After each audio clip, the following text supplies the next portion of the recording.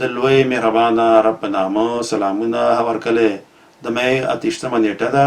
نن به در سره خپل یو شعر شریکوم چې د پښتو نړیوالې ورځ په مناسبت لیکل شوی دی.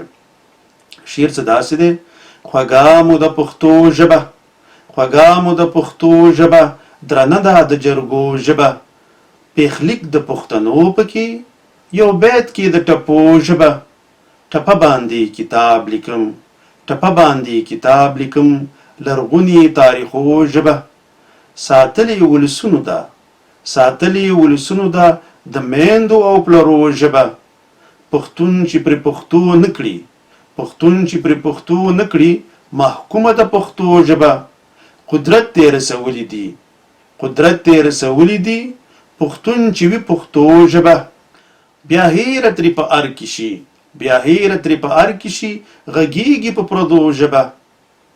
وزیر د پښتنو ولي، وزیر د پښتنو ولي، ګړیږي په فارسو ژبه، ویستلې له دفتره ده، ویستلې له دفتره ده، دا چا مو د پښتو ژبه، په خاوره پښتنه باندې، په خاوره پښتنه باندې، حاکمه د پردو ژبه، بورا که چیرې واک دي شي، بورا که چیرې واک دي شي، واکمنه د پښتو ژبه، واکمنه د پښتو ژبه.